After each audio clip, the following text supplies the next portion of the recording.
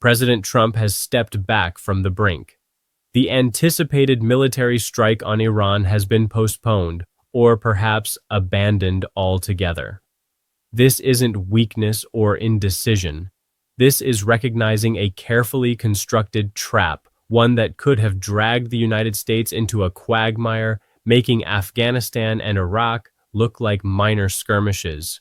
To understand why Trump pulled back, we need to examine the unique religious architecture of the Iranian state, the systematic sabotage during recent protests, and the shadowy diplomatic maneuvers involving Israel, Russia, and China. At the center stands Ayatollah Ali Khamenei, Iran's supreme leader. This isn't just another head of state. Khamenei occupies a position existing nowhere else in modern geopolitics, a fusion of absolute religious authority and supreme political power deliberately insulated from normal mechanisms of change. He is the Wali-e-Faqih, the guardian jurist, a position rooted in Shia Islamic jurisprudence, making him not merely Iran's political leader, but the interpreter of divine will for millions of Shia Muslims globally. His authority extends beyond Iran's borders into Lebanon, Iraq, Syria, Yemen, and Shia communities throughout the Persian Gulf. Presidents come and go, but the supreme leader's position is permanent, transferable only through death or voluntary resignation. Targeting Khamenei would be tantamount to declaring total war against not just the Iranian government, but the entire ideological and religious framework legitimizing the Islamic Republic. It would galvanize resistance across the Shia crescent, stretching from the Mediterranean to the Hindu Kush, transforming a limited military engagement into an open-ended civilizational conflict fought not on conventional battlefields where American technological superiority matters, but in the shadows, in European capitals, American cities, and the vulnerable infrastructure keeping modern civilization functioning. Iran has spent 45 years preparing for exactly this scenario. Since 1979, Tehran has operated assuming the United States would eventually come for them. They've built networks, established cells, cultivated assets, and positioned resources globally with patience and strategic depth that should genuinely concern anyone thinking about homeland security. The United States maintains over 800 military installations in approximately 80 countries. This global footprint is simultaneously America's greatest strength and most glaring vulnerability. Every base represents a potential target. Iran doesn't need to match American military might division for division. They need only activate dormant networks to strike distributed targets in ways difficult to prevent and impossible to fully defend against. Since 2015, following the Syrian civil war and broader Middle Eastern destabilization, millions of young men from the region entered Europe and North America. In that chaos, it became trivially easy for intelligence services to insert operatives, to cultivate assets among desperate individuals willing to trade cooperation for passage and money. Every European nation, every major American city with significant Middle Eastern communities now represents a potential theater if Iran decides to respond with global retaliation. Just 2 months before this crisis, the Trump administration banned entry from 19 countries, Afghanistan at the top, citing security concerns. Intelligence assessments clearly identified networks and infrastructure for potential attacks already in place. The Houthis in Yemen have already demonstrated capacity to disrupt Red Sea shipping, forcing massive rerouting of global trade. If Iran escalates, they could make critical waterways impassable, triggering economic cascades, supply chain seizures, inflation spikes, skyrocketing consumer costs. This brings us to Trump's public statements about Khamenei. He's been notably careful not to directly threaten the supreme leader, despite taking a hard line on Iran generally. The threats and economic pressure aim to create leverage to fracture Tehran's relationships with Russia and China. But actually targeting Khamenei, that's a line Trump has avoided crossing, because crossing it would unleash something far less controllable and more dangerous to American interests globally. Which brings us to what happened during recent Iranian protests, where the systematic nature of violence becomes impossible to ignore. Iran's foreign minister gave a remarkable Fox News interview laying out what occurred during the first 72 hours with disturbing specificity. Civilian-appearing terror cells dormant within Iran were activated during the first 3 days. These weren't protesters or democracy activists. These were trained operatives who immediately attacked police and security forces using methods identical to ISIS tactics. We're talking about beheadings of police officers, people burned alive. These signature ISIS methods created maximum terror and psychological impact. Iranian security forces found themselves fighting not an uprising of angry citizens, but a coordinated terrorist campaign. The goal wasn't toppling the government through popular revolution. It was maximizing death tolls to create chaos so severe that the international community, specifically the United States, would feel compelled to intervene militarily. The foreign minister stated explicitly that operatives wanted to increase deaths because President Trump had publicly committed to intervening if mass killings occurred.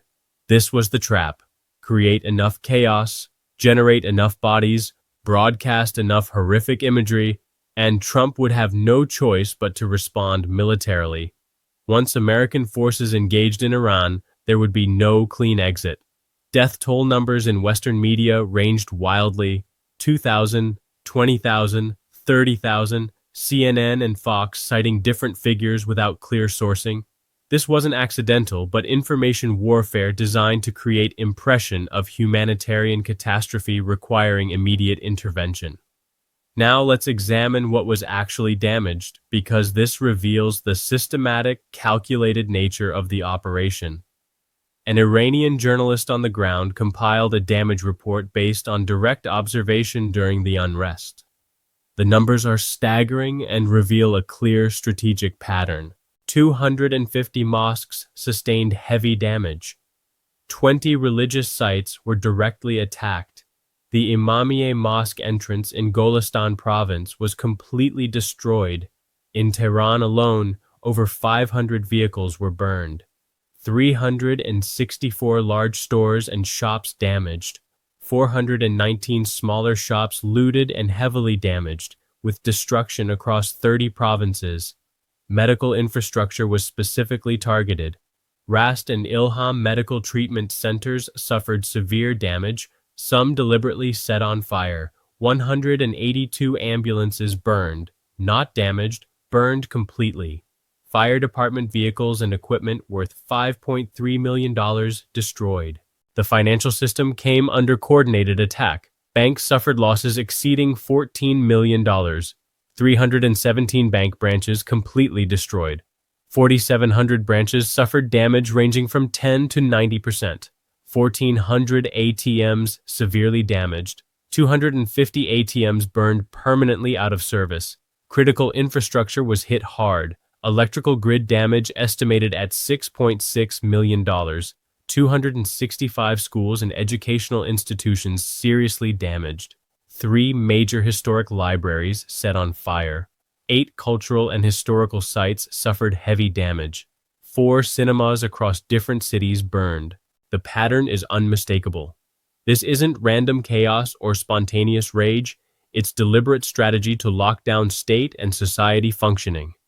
Attack banks and ATMs so people can't access money, destroy ambulances and medical facilities so the injured can't get help, damage electrical infrastructure so basic services fail. The goal is cascading systems failure where normal life becomes impossible, where populations are cut off from food, money, medical care, and basic security. This ties directly to Ibn Khaldun's concept from his 14th century Muqaddimah. Security starts in the stomach. The foundation of security isn't military might but meeting basic needs. A population that can feed itself, access medicine, and maintain daily routines is stable. But deprive people of food access, money, medical care, and social order collapses remarkably quickly. The damage report reveals systematic weaponization of this insight. Destroying ATMs prevents people from buying food. Burning ambulances creates health crises. Attacking electrical infrastructure disrupts food storage and markets. The goal is complete dysfunction, forcing even non-opponents into the streets simply to survive, creating appearance of mass uprising while engineering artificial humanitarian catastrophe. This playbook isn't designed to topple the Iranian government. It's designed to drag the United States into war. If conditions deteriorate enough, if casualty counts climb high enough, Trump faces overwhelming pressure to intervene. And the moment American forces commit, the trap snaps shut. But who set this trap? According to the Washington Post, Russia has been facilitating backdoor diplomacy between Israel and Iran. Russia, supposedly locked in existential struggle with the West over Ukraine and increasingly aligned with Iran, is simultaneously mediating between Tehran and Tel Aviv. Israel and Iran have reportedly reached an understanding. As long as neither attacks the other directly, they'll maintain fragile peace. So Washington raises tensions, threatens military action, positions forces for potential strikes. Meanwhile, Israel, America's closest regional ally, quietly makes deals with Tehran through Russian intermediaries. This isn't contradictory. It's deliberate misdirection, a sophisticated operation designed to manipulate American policy, pushing Washington toward military commitment serving someone else's strategic interests. Consider the trap mechanics. Violence erupts in Iran, orchestrated by covert cells using ISIS-style tactics. Western media amplifies casualty counts with wildly inflated numbers. International pressure builds for humanitarian intervention. Trump, who publicly committed to responding if violence escalates, faces a choice: intervene and get mired in unwinnable conflict, or stand down and face accusations of abandoning democratic reformers. Either way, American credibility takes a hit. Resources get diverted. Strategic attention pulls away from containing China or managing Russia-Ukraine. Who benefits from America being distracted and depleted in an Iranian quagmire? Russia benefits, reducing pressure on Ukraine operations. China benefits enormously, gaining freer reign in the South China Sea and Taiwan. Certain Israeli factions benefit too. A weakened, distracted America can't pressure Tel Aviv on settlement policy or regional diplomacy requiring Israeli compromise. Trump's explicit rejection of meeting Reza Pahlavi, the Shah's son and Iranian opposition leader in exile, is telling. Trump called him a good man but said Pahlavi couldn't govern Iran. This is Trump recognizing the regime change playbook being pushed isn't designed to create stable pro-American government in Tehran, but to create chaos, ensuring American forces remain committed to the region for decades. This connects to darker currents most analysts avoid discussing. There's a theory that Trump's foreign policy approach, his unexpected alliances, seemingly erratic decisions, might be influenced by leverage certain parties hold over him. Specifically, persistent rumors about the Epstein files, comprehensive documentation of Jeffrey Epstein's blackmail operations, allegedly implicating powerful figures across politics, business, and entertainment. If those files exist, and given Epstein's known methods, extensive documentation almost certainly exists somewhere, then whoever controls them controls enormous leverage. Trump's connection to Epstein is well documented. The question isn't whether Trump knew Epstein, but whether anything might be documented about that relationship, and whether exposure threats influence current decision-making. Control of compromising information has been statecraft and intelligence tradecraft for as long as spies existed. The Epstein question hangs over this crisis like a shadow, impossible to ignore, but equally impossible to definitively resolve with public information.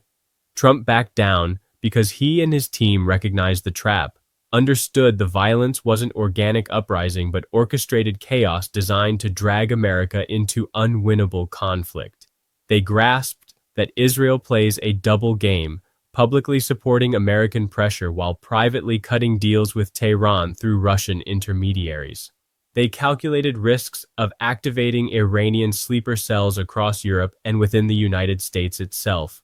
They concluded that military action costs far exceed any conceivable benefits. Regional mediators who de-escalated this crisis demonstrated that sometimes the most strategically valuable outcome is preventing war rather than winning one. Trump's partnership with Elon Musk and Starlink adds another dimension. While Starlink could provide protesters with communications infrastructure regimes can't easily disrupt if it becomes perceived as a CIA tool, every country has incentive to ban it or destroy its satellites. The energy dimension can't be ignored either.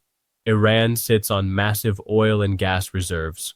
Prolonged conflict would send energy prices through the roof, potentially triggering recession. What we're witnessing is multi-dimensional chess where almost nothing is as it initially appears. The protests weren't what they seemed. Israeli positions aren't what public statements suggest. The Russian role is far more nuanced than simple anti-American alignment. American decision-making is shaped by factors extending beyond traditional strategic calculations about military capabilities and geopolitical advantage. For now, Trump has declined to take the bait, refusing to commit American forces to a conflict designed to trap them. He's recognized that sometimes the most important strategic victory is the war you don't fight. The question is whether this restraint will hold, whether forces pushing for confrontation will accept this outcome, or whether they'll manufacture another crisis, another provocation, another set of circumstances making war seem inevitable. The fundamental tensions creating this crisis haven't been resolved. Iran still has nuclear ambitions. American allies still feel threatened. Proxy conflicts in Yemen, Syria, Lebanon, and Iraq continue simmering. Economic warfare of sanctions and counter-sanctions grinds on. This isn't peace. It's a pause in hostilities, temporary equilibrium that could collapse if the wrong trigger is pulled. Americans need to understand that the world where U.S. military superiority guaranteed strategic dominance, where allies aligned with American interests, where clear distinctions existed between friends and enemies, that world no longer exists if it ever did. We operate in an environment where traditional allies cut backdoor deals with adversaries, where protests can be manufactured to serve foreign policy objectives, where control of compromising information might matter more than aircraft carriers. The Iran crisis of 2026 will be studied as a case study in modern information warfare, in limits of military power, and in complexity of multipolar geopolitics, where no single nation can dictate outcomes unilaterally. Trump's decision to back down might be remembered as rare strategic clarity or as temporary pause before inevitable confrontation. The trap was set, recognized, and avoided this time. But the architects remain, still calculating, still seeking the next opportunity. The question facing American strategists and the American people is whether we can develop the sophistication, patience, and wisdom to navigate this landscape without stumbling into conflicts serving everyone's interests except our own. That answer will shape not just American foreign policy, but the entire trajectory of the 21st century global order.